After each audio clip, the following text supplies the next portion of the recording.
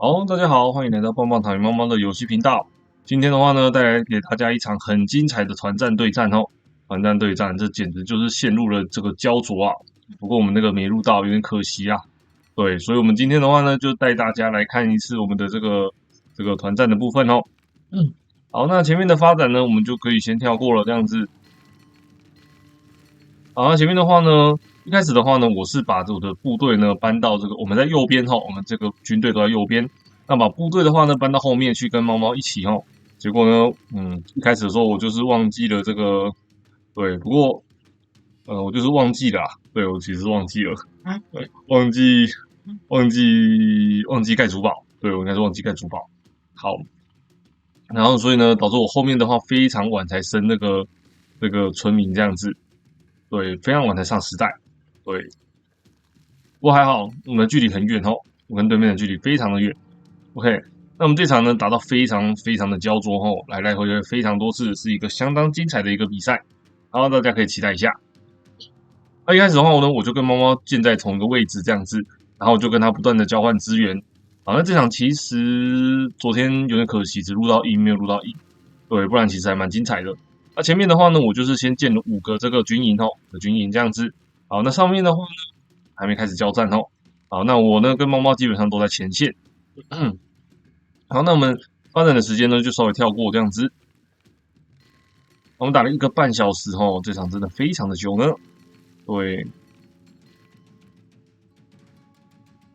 好，那可以看到呢，我一开始就是先撤退嘛，对，然后先撤退到后面这样子，然后呢就跟猫猫一起做一个发展。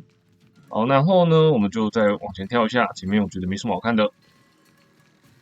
好，这边的话我的塔就建起来了，然后我就建了一批的人这样子，要准备进攻了哈，第一批的进攻这样子。好，那我们这边的话呢，也是在前线拍了一些基地，准备进行进攻了。对，哦，然后呢这边的话。好，那这边的话，上路也是准备进攻哦，我们这下路也是准备要，中路也是要准备进攻了哦。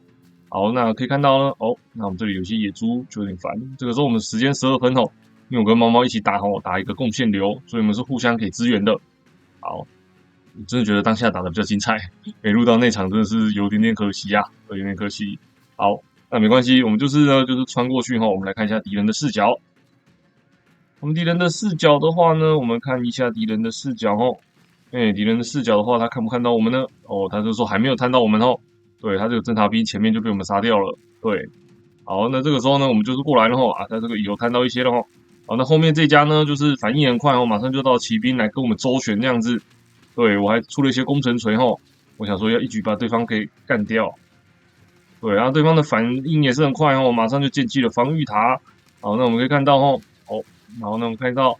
好，然后这里的话，我们可以看到对方的转兵是非常快的，他出了一个剑士哦，剑士质量非常的高，他的防御力有到4到8这个，然后我看一下剑士一只多少钱哦，剑士很贵，一只有70的肉和30的铁哦，其实不便宜哦，便宜哦，跟军团比起来差不多哦，对，还好他转出了剑士才防守下了这一波哦，我就觉得啊完蛋了，这个我第一波就推进的有点失败这样子，好，那他的村民的话好像也没有死多少只哦。他有55只村民也是非常的恶心。那我这个时候我看一下我的村民数哦，那这个时候我的村民数呢也是来到了62只哦，也是不少的。好，那我们看一下上方哦，上方的交战。上方的话呢，就是对方的话呢，就是要先攻进一下我们，就要攻进我们这边了。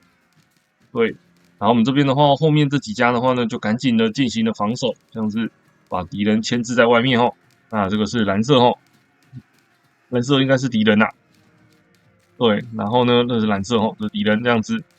对，那我们这边的话出了一些军团哦，那我们中间的战斗也不是不落后的哦，我们是要准备继续进行下一波的反击。那时候我人口已经塞到了100哦，对，基本上已经是满满的。然后对方也是不遑多让，准备了剑士直接来克制我一波。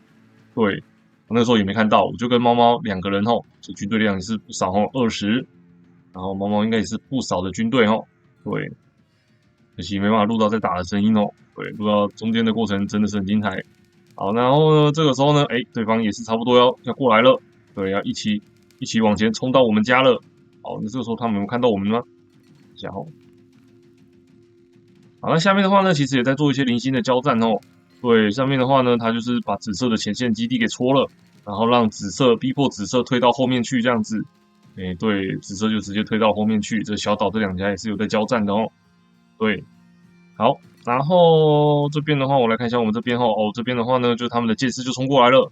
我们呢，当然就是赶紧的往后撤退，对，赶紧的往后撤退。我赶快下了好几个塔，对我这个时候也很紧张，对方冲过来了，而且是一批质量超高的剑士。那这个时候呢，那上方的话也在做一个精彩的战斗吼。那对方的话呢，看起来似乎是没有攻下来吼，那他们就是先回到原点吼，这个军团待命，准备再打下一波吼。那我方也是出了一些军团吼，我们的封建时代在我们的这个茅草屋时代就有大量的交战吼。对，OK，第一次玩这个游戏的观众可能不知道哈，我们这个时代是由石器、青铜、铁器，然后到中世纪早期和晚期，然后再到工业。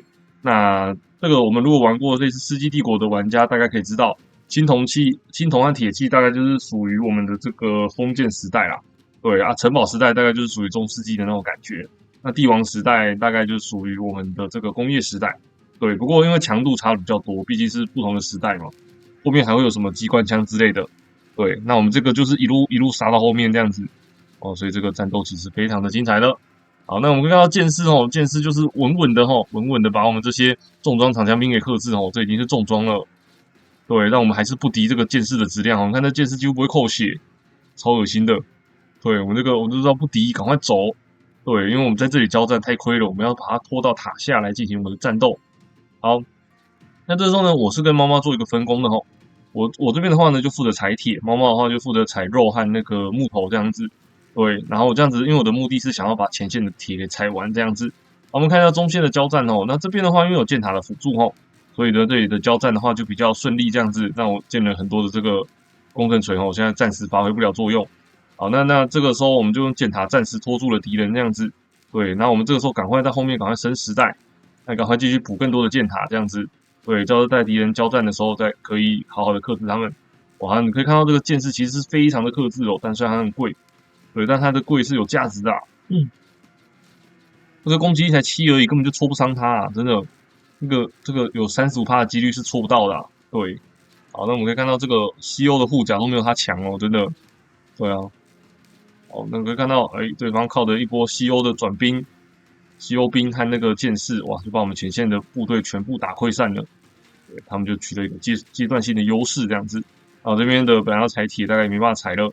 那我们就是一样继续送一些热射兵在这边跟他周旋。对，上方的话呢，也是在做一个精彩的交战这次的话，他们返回一城他们的军团加上那个戳戳就是把他们打到了我们的这个前线基地，把他们打过去，打回去了。对。那个蓝色已经发出了 help 了，因为他们已经快不行了。对，但我们中线也在做激烈的战斗所以他们的队友也是没有办法去救他的。对，因为中线他这样子出，其实你看他的资源是耗干的几乎是没有任何的资源那样子。哇，然后呢，这个时候上方的蓝色呢，他也没办法回去，因为他上方蓝色他支援我们的中路对他也派了一些这个军团兵到我们家这样子。对，所以我们呢是遭受了蓝色和橘色的进攻这样子。好，然后呢，他应该是要到我们的，他应该是直接穿过我们的前线基地这边的蓝色呢，蓝色是敌人蓝色是上方这家敌人。然后呢，这个是我的重装长枪兵对，我就跟他的军团进行了一个交战，这样子。对，那我当然是不敌这个质量太高了我可以看到军团的如果的防御力有40%，也就是说我有60%的几率是打不到他的。对，这个防御很高，然后加上军团的血量我不知道多85滴血，其实还好。对，但他防御力真的非常高哇，这个时候对，这个时候就哇，猫猫这个时候这个地方忘记升级了，忘记升级怎么办呢？就是被闯进来了。对，好，那还好我这边还有一些村民其实引诱他这样子，因为不然他如果再进去的话会让太伤，后来他就选择出去了。对，然后这时候我们就赶紧把墙围一下。对，我们这时候很紧张啊，非常的紧张，我们就把墙围一下。那这个时候箭塔我已经开始应该是有猫猫还没升级所以它射起来是不太痛的。对，因为14对15，那是有一定的几率射不到的。对，好，然后那这个时候呢，我怎么办呢？我这些人就赶快走啊，因为我知道紫色有兵所以我今天赶快逃。我的村民能闪多少只就闪多少只然后呢，然后让他们的战线拖长之后呢，我们暂时就缓过来了，还好。好，那上方的话呢，我们看一下上方上方这个话，几乎左边蓝色已经被屠穿了他们的攻势非常的成功非常的成功呢。对，因为这家援助中线的关系，导致他上方就是受阻这样子。对，所以他其实我觉得是援助错人了，然后他们要回去呢，把这家给干掉。OK， 好，那这边的话呢，我就跟猫猫就进入了一个比较发展的时期对，那上方的战斗我们就稍微精彩的带一下。对，那这边的话应该也没什么好悬念的，就是他就是被打掉这样子，我们这次就快转。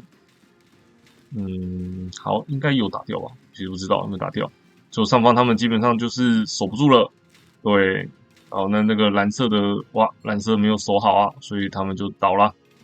对，我觉得他真的支援错了，他们在支援中线。好，那我们来看一下这波我们到中间的时候呢，我们就再度的，我们后面的这两家终于发力了蓝色和那个他们农的比较久一点点，对他们中间真的农很久啊，对。他们两家终于发力了我们只可以暂时先休息一下这样子，可是我们也没有休息，我们就是也是继续出兵对，我们4家有没有看到我们4家的兵，这个加起来非常的恶心中间就要做一个对决了那对方也不甘示弱转出了象射手象射手是这家西亚转出了大象射手大象的攻击力很强啊，可以看一下大象射手伤害有20这样子，然后防御力有12但是重点是他血650啊，非常的厚啊。对，然后呢，这前边的话就是用这个长枪兵，不过因为我们这边的数量很多所以基本上压中枪的数量还是压过了对方。对方的话就是用弓箭手和长枪，再加上大象那这个是工程象，其实工程象打人还好，但打建筑伤害有100对，那这个工程象当然就是可以玩虐我们这些戳这样子，对。好，那这边的话，他们就把我们这里又再解决了一波这样子 ，OK。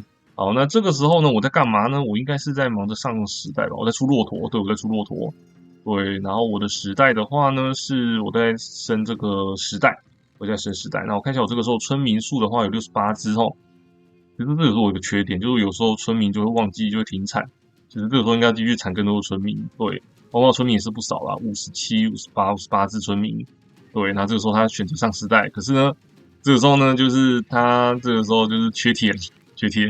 对，然后那时候跟我要铁，然后那时候我也没有铁给他，因为我那个前线基地被打掉，我自己也没什么铁这样子。其实我现在有铁，好吧？对，不过因为我要转铁骆驼，所以我其实那个时候就是铁一下就耗光了。对，那时候应该给他一些铁吧？对，那时候其实忘记了，其实应该还是有一点铁的，应该可以暂时给他1000个左右这样子。对，好，那我们来看一下我们来看一下敌方那中间就是一个比较长的发展阶段，我们就是先跳过，因为中世纪打完了之后，我们再来下一个就是要打那个工业时代了末期或工业时代，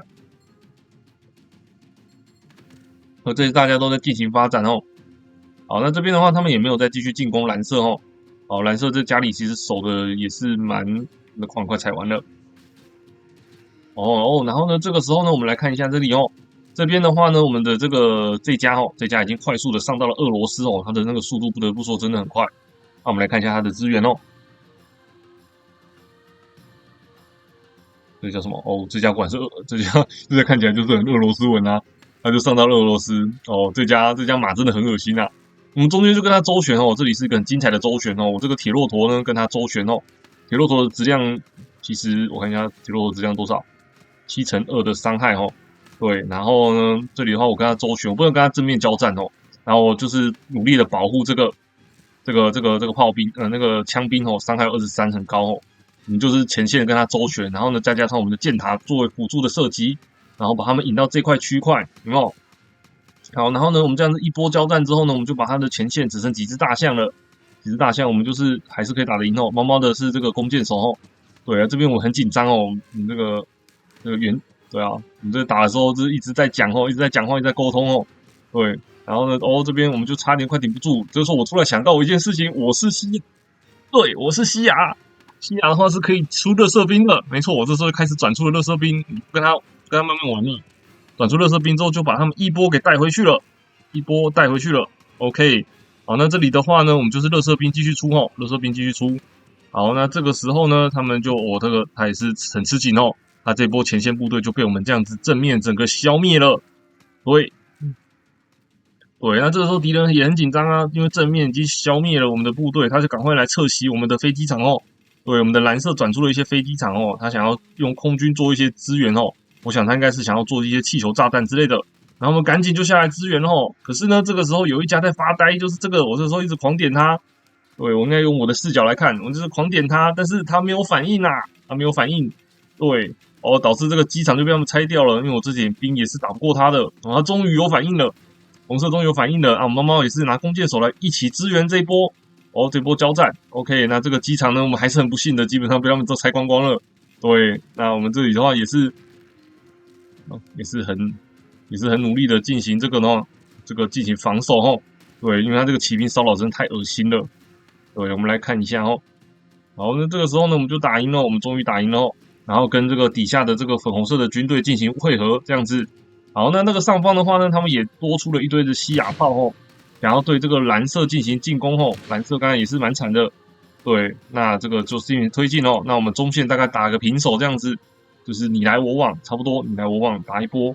对，那我们中线这个其实很会打哦，他后面这家其实蛮会打的哦。对，那红色在干嘛呢？对，我们来看一下红色哦。红色他在发力哦，他在准备升到那个工业2，所以他几乎都没有什么出兵哦。对，等一下你就可以看到红色的高光时刻了。对，他现在你看，他已经看到他已经出现一堆的坦克要准备进攻了吼，那我们等一下再来关注他。对，那这个时候呢，我们中线差不多打赢后，要准备推过去喽，我们就派了一些垃圾兵吼来骚扰这个他们哦，你就不能让他们打得太爽。那是可以看到我们这里呢，他们已经发力了哦。那我们这边有人派出一些机关枪艇哦，在中间进行扫射，我觉得这是个很聪明的决定。对，那红色的话呢，从这个时候就开始发力哦，那可以看到红色它的资源是浓的非常多哦。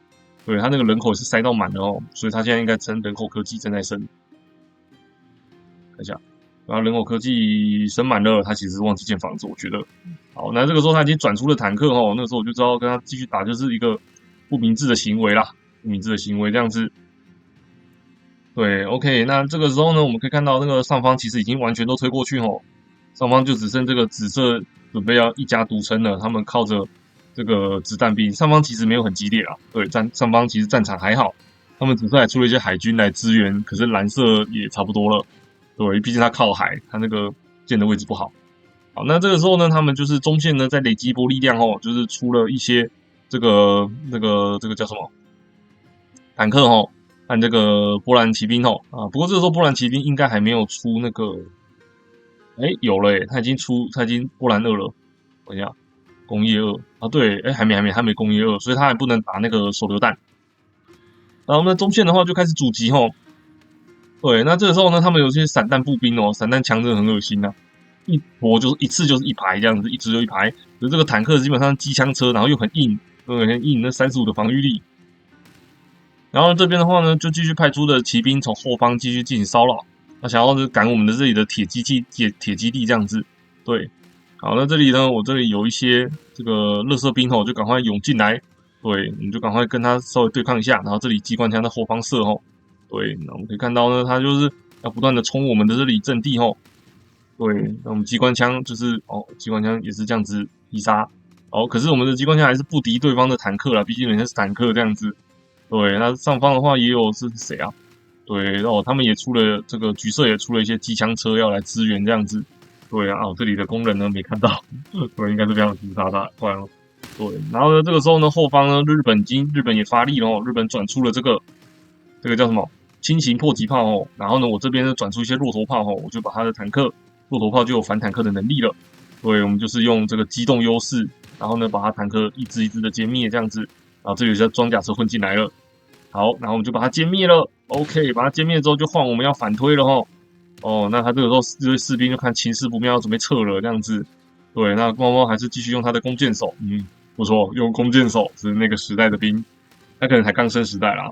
对，然后这个时候呢，我这个前线踩铁的弓吼，我就是时不时就要前线去偷一下铁这样子。对，因为这个铁踩完了，对，一定要去偷一下铁这样子我们的资源才会够吼。宁愿死那些村，我也要去偷一下铁这样子。对，然后让他们打到后面就没有铁了这样。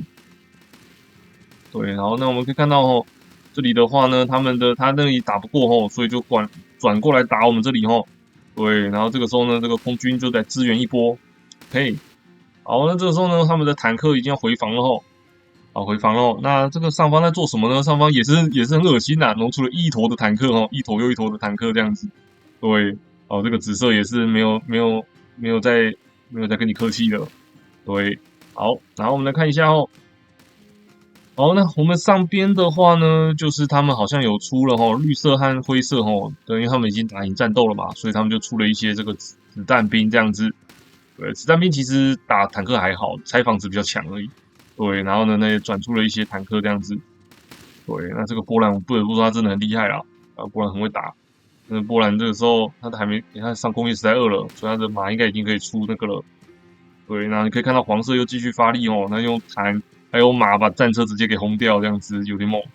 对，好，那这时候呢，中线呢，我们又要再准备推一波了哈，那猫猫就出了射兵哦，对，他就拿了射兵来顶，然后我就是炮，然后呢，这个俄罗斯他就出了一堆这个散弹枪啊和那个和大炮这样子，啊，我这里也是出了一些骆驼炮，看能不能一波把他们带走。对，好，那我们看一下敌人的视角哦，敌人的视角。好，敌人在这个时候呢，他已经是对这家很惨哦，他从头到尾被我们一直打哦。对，然后他们这个时候上方也在进攻哦，上方也在交战。对对对，他们的上方在交战，然后我们下方也在交战哦，我们这里也是很精彩哦。我们是上下两方同时去进攻对方哦，他还叫我们等一下。对，那时候我记得他们叫我们等，然后我们就是把他们家给攻进去哦。这家是叫什么 J 什么的，我们就把它打进去。对哦，那我们这几个都是我们的军队哦。好，那只是呢，等一下比较精彩的事情是，他从后面包抄我们哦，他们要，你看这个坦克，他从后面直接包抄过来哦，他想要把我们这一堆，这些都是步兵而已，把它歼灭掉。对，然后这边呢就派一些人跟他周旋，然后这边呢赶快到前线去拆他的主堡。对，我们就是赶快力求在这堆坦克把我们歼灭之前呢，赶快把他的主堡给轰掉。没错，对我那时候也不管了，直接拆了，直接拆了，不然这些坦克过来，我们这些都死定了。对，好，那我们就把它拆掉了哈。对，我们中间就把它拆掉了。好，拆掉之后继续扛住他们的坦克，啊，我们就跟坦克周旋这样子。我们可以看到这个坦克非常的多哈，这个骆驼一只一只的倒下，一只一只的倒下。对，然后这边的话也是哦，这边它也是这边有坦克和马哦，他直接把这个迫击炮一只一只的击爆击碎。好，那这个时候呢，我们也就是也派出了一些这个热射兵哦，还有加一些炮。我们这里的炮不缺炮啊，真的，我们这里还有一些散弹枪哦，散弹枪。对，可是散弹枪对坦克没什么用。OK，好，那这边的话就是做了一波激烈的交战之后，我们至少有一个战果，就是把黄色给打掉了。对，然后呢，我们这里的话就是还有一些这个垃圾兵，就是在前面坦的。对，我那时候有出一些垃圾兵哦，在前面做一个坦的动作，这样子。好，那个时候已经是花到干的资源哦，只剩这个都快没了。然后时候我也是出了一堆的炮哦。对，好，那这里的话呢，我们就是跟他的坦克继续焦灼的交战这样子。然后这个时候他这个已经转出了这个手榴弹码哦。对，对，那我们的炮就一稍稍被他击破，而且这个时候他们甚至还转出了机关枪艇哦，机关枪艇。好，那我这个炮的话就赶快撤退哦，因为我知道打不过哦。对，那我们就是在这个路上哦，在路上去，他在侧边把我们的炮给轰掉这样子。我们就是也是在这里抵抗哦。对，我们就跟他战斗。那猫猫这时候转出一堆士兵哦，他想要用士兵去跟这个机关枪艇交战。对，好，那我们来看一下这个前面的战场哦。好，那这个时候呢，他们呢，哇，他们这边也转出了一堆的坦克哦，这里也是很精彩哦。对，那我们这边的话也是继续囤炮哦，我们就是要继续，我就继续要守住这些坦克哦，因为他们入侵进来也是挺麻烦的。对，然后上方的话呢，绿色呢，它就是绿色和紫色哦，紫色它很强诶，一个人哦转出了这么多军队哦，要想把这些国家全部一起灭掉。那这边呢，他们也是很快做出反应哦，就是做了一些榴弹炮哦，对，榴弹炮，然后连这个塔都已经建出来哦。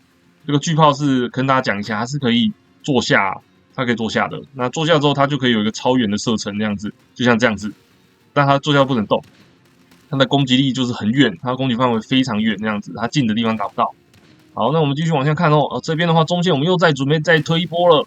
对，那我们想说黄色很重要，黄色是这个他们这4家实在是一定要先把一家给干掉，所以我们赶快的继续往前推进。好，那这时候我们就是派出了骆驼吼，好，骆驼和炮吼，好，我们就是往前再推进。那这边也是有两只在埋伏我们这样子。可西亚的炮很垃圾，便宜。攻击力也不强，对，所以我们就是当垃圾一样继续出这样子，对。那跟我们的这个，你看它的炮非常贵啊，400肉200木，然后还有400的铁，我这只180的木肉那个铁而已，非常的便宜哦。西亚就是一个炮兵国，对对，虽然这个攻击力只有人家的一半而已，对，只有人家的三分之二而已，但是基本上有一定的攻击力啦，我觉得还蛮不错的。对对对，它这里有防空马车，我们就是因为要跟空军做一波配合啦，所以我们就是刚刚把防空马车清一清这样子。好，然后这个时候呢，上方他们又回来了，因为发现好像打不过对方哦。对，对面的话呢，因为也出了一堆的炮哦，我看来没有带到上面的情节。好，没关系。那这个时候呢，他们这个时候又回防了吼。那我觉得其实前面也是蛮会打的，然后打到你看这个虚拟工业国家，甚至连这个氢弹都出来了，工业2都出了。这时候我在干嘛呢？我还在工业1呢。对，我那时候炮打的太开心了，然后忘记升工业2了。对，我刚才还没升，对，还没升。娃娃也是跟我一样打的太开心了，忘记升了。对，后来意识到说，哎，不对，为什么不升工业2？然后那时候蓝色的时候又转出了一波的这个轻型迫击炮哦，很厉害，我觉得他很会转。对，然后这个时候呢，这个橘色要回来防守了。对，然后紫色已经在外面了，基本上回不来防守，所以唯一能机动防御的就是我们的红色了。红色要回来进行一个机动的防御。OK， 好，这局的讲解比较久一点哦。那我这个时候就我的炮加上那个粉红色的炮，然后加上这个他们的这个叫什么？这个炮。好，那这个时候猫猫就是出了一些士兵哦，就是帮忙打一些骑兵，他这个很重要哦。如果没有他打这个骑兵的话，就是对，看这个很恶心呐、这个波兰马开始出现他的超强能力啦。对，好，不过没关系，就是我们还有一些散弹枪哦，散弹枪加机关枪哦，所以我们还是可以的哦。他这个时候也派出一些机枪哦，把我们后面的炮给轰掉，这是重炮先轰。对，那我们这些轻炮哦，轻炮就是打他们的坦克这样子。对，反正都回不去了哦。这局炮又被歼灭了，对他们又取得了一波这个哦，他们也是损失很惨呐、我们来看一下，其实我觉得最厉害、最会玩的是这个红色哦，红色一直来支援哦，红色它的资源真是多到爆啊！对他每次转出这些坦克，我们就赶快把它消灭掉。对，虽然他的马几乎是无限出啦，但是他的坦克是有限的哦，能消灭多少是多少这样子。对，好，那接下来我们又把它打掉之后，蓝色又继续出了一堆迫击炮，那真的是迫击炮大火，真的超恶心。对，赶紧的又出了迫击炮一波，然后这个时候呢，我这边应该就是一些这个残兵啦，有那个对，那时候猫猫呢就转出了一些装甲车吼，不过这个时候这个对方也是出了一些坦克吼，他们是工业2出了一些坦克这样子，好，那时候其实没有特别看到这边的战场吼。好，这里的话可以看到我们有个队友已经转出了飞机哦，他准备等下用飞机进攻了。对，好，那这里的话，猫猫的这个哇，这个也蛮惨的哦，他遇到了这个坦克，他可能没有控好，对，没有控到，他这里没有控到，我觉得对，没有控到，可惜了，可惜了。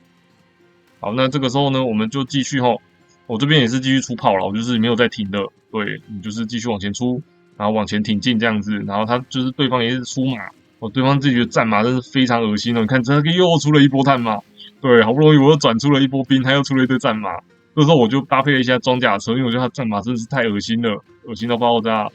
对，然后这个时候对方从后方用坦克来袭击这样子，不过我们有炮，不用担心，我这里都缠了我的炮。对，这边有2只炮，所以基本上他的坦克是整个被围攻了吼。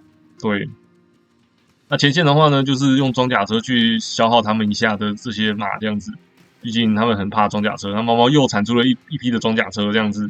对，那装甲车的话就是赶紧的往前走吼。啊，这个时候我马可能不小心往前走太多了。对，然后这个时候装甲车很重要哦，它开始一个一个把他们的骑兵给消灭掉这样子。对，那虽然装甲车的数量还是有点不太够，对，不过其实还是 OK 的。对，它这里也是投射了很多只。对，好，那这边的话我们也是哦，就是尽量的做出防守哦，防守和进攻这样子。不然的话，那我们这边的有些人转出一些士兵哦，对，所以比较能够抵御他的这个恶心的波兰马。对，然后这时候我们又把他们装甲车再度消灭一波哦。对，我就看他有几波装甲车可以玩。对，他都没有铁了，我不知道他有几波装甲车可以玩。对，好，那这里的话我们就不让他踩这个铁哦，因为这个铁矿我们要好好的控制好，不然他们后期就没有铁了。对，好，那这个时候呢，我们就是再继续稳稳的推进哦。好，这波就是稳稳的推进这样子。好，那这边的话呢，上方呢也转出了一些波兰坦克哦，波兰小坦克，所以那也要准备做一个进攻了。好，那这边的话呢，我们就是要再进攻一下他们这样子。对，好，那这边的话，我们这个很给力哦，又出了一堆的炮手，然后呢加上重火炮，对，啊，那时候波兰马真是好多啊，太恶心了，都非常恶心。波兰这就是很恶心，可能有接受别人的贡献嘛。对，他又转出了一堆恶心的马和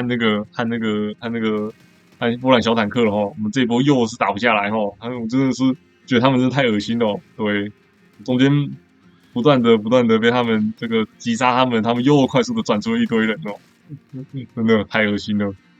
对，哦，我们这里也有人转出了一些坦克哦，那我还是继续用我的骆驼炮继续打哦。对，对，不得不说他们真的是非常恶心哦。不过这是我们的前线基地啦，对，所以应该是不容易摧毁的。加上这有一支这个装甲车在这里偷射，有没有？那大家没有看到这个装甲车，它这个默默增加一些击杀这样子。好，那于是我们这一波呢又再打回去了吼，就再打回去了这样子。对，然后这边的话呢，它上方也来支援了吼，上方的这个绿色也出了一些这个加固的据点的炮，对，让我们这波的防线可以再度的挺住这样子。对，好，那这个时候哦，对方的机动防御真的很恶心呐、那不得不说真的非常恶心。然后呢，这个俄罗斯又贡献了波兰一批肉哦，真的是非常没完没了呢，真的。俄罗斯这家经济也很好，他一直出马，真的，然后还出了一些拖拉机哦，真的，还用马把它包起来，然后波兰再用坦克把它轰掉。我觉得他们这个策略非常成功哦，就是俄罗斯和波兰的配合，对，对方说我真的觉得很强。好，然后这个时候呢，我方呢就转出了几台 T34坦克哦，就想说要一波把这个黄色给推掉哦，因为黄色也是很烦哦。那这个时候波兰坦克来了，但是我们后方已经有了一些迫击炮哦，坦克加迫击炮，他们坦克还来不及清完，我们迫击炮就差不多轰掉。好，那这边的话呢，大局其实应该是底定的啦，对。然后他这家死掉之后，下面的黄色那家也跟着一起投降了，这样子，对，觉得这个差不多了。好，那他们这个两家投降之后，力道就是减弱了很多啦。那这时候毛毛也在上面投射，哦，那可以看到这个装甲车配士兵在那里投射。对，那因为都是波兰马，波兰马其实就是最怕这种装甲武器这样子。对，然后这里的话就出了一些骆驼这样子，这个在躲在草丛边投射。对，然后基本上呢，后面的话呢，就是我们这里也是我继续出炮，对，继续出炮。那这个时候我好像还记得要转上那个工业时代2，这我其实忘记转。哎，对，我这个时候已经出工业2了。我那时候在出那个，我想玩玩看那个源流米。我发现这东西蛮强的。对，我第一次玩，因为我每次伊朗都是打前面就打赢了。对，结果这一波真的是很焦灼哦，对方也不放弃哦，对方的那个苏联继续转坦克哦，继续转他的 T34坦克加上他的马。对，他们就是很拼呐、对，我们这边的话也是继续拼炮，然后推炮，对，我们的炮也是继续往前走，然后这边的机关枪啊、炮啊也都是一起往前推这样子。对，好的，然后我们这边有人在建一些前线基地这样子。对，那我们这里的话这里就是一个炮区这样子。对，然后这边他们有出一些猫猫出一些士兵。对，OK，那这局其实真的是蛮给力的。对我这边就是一堆我的炮，然后他就出这个装甲车。对，然后呢，他们就一波一波来哦。然后他们接下来紫色有转出了一些，尤其是迫击炮，我觉得迫击炮其实没什么用哦。他们不是日本哦，迫击炮还是日本比较强哦。对，我们就去点他们的迫击炮这样子，好，然后再往前走一些。哎呀，对，好，那这个时候我们就是闯进去哦。这边哦，这个毛毛的装甲车可以看到他这个在杀他们的迫击炮哦。对，好，那这个时候呢，这个时候波兰继续出他的马哦。那这个紫色的坦克要做最后的一搏哦。可是其实没什么用哦，这里炮那么多。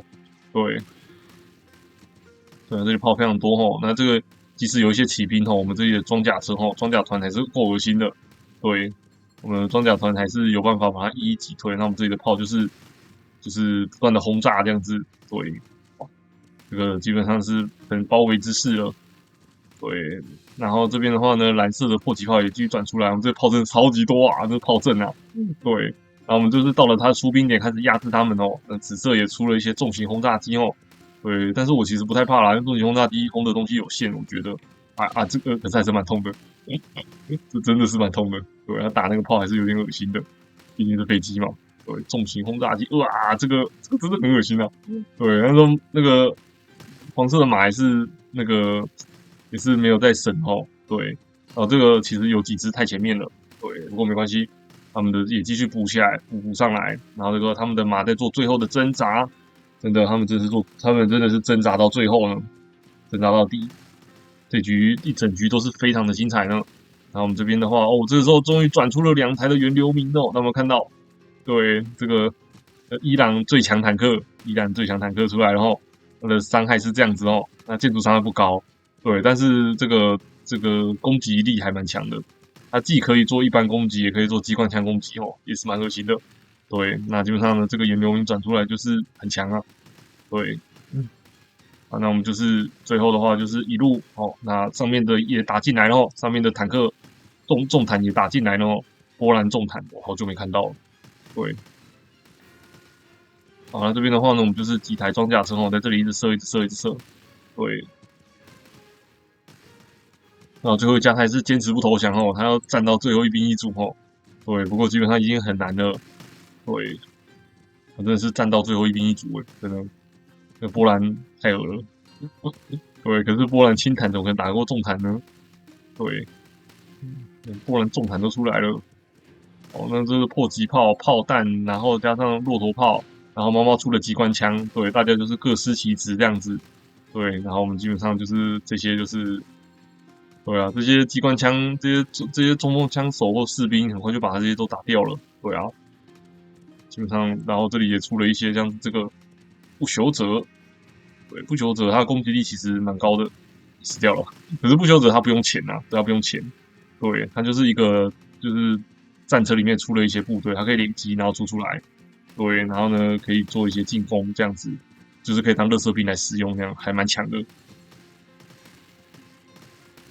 源流民比较贵是很正常因为它可以还出一些垃圾兵，对，然后这些的，那我们就是用那个骆驼就直接压制机关重机枪骆驼然后就做一个压制，然后这边的话呢，基本上应该是差不多了。那我们就是加速把它带过去大家就是各司其职各司其职，把这个国家给灭掉。好，那么最后的话呢，他大概也没什么好挣扎了，好，那就只能投降。好，那我们来看一下最后的一国应该是我看一下这边的话呢，应该是这个紫色这一国也是就剩他了，来做最后的挣扎，这样子其实也没什么用了。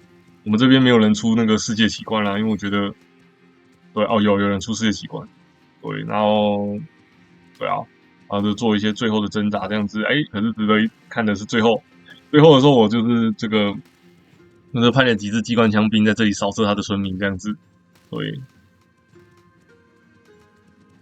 然后这个，对，好，就看一下他，OK，然后他这个要修要修建筑这里就派了几只骆驼在这里把他的兵全部都扫光，OK，然后他就没办法修了，零，村民是零，OK，他就直接投降了。好，那这局很精彩役作不易，感谢大家收看，我是棒棒糖，欢迎大家按赞、订阅、加分享，谢谢大家。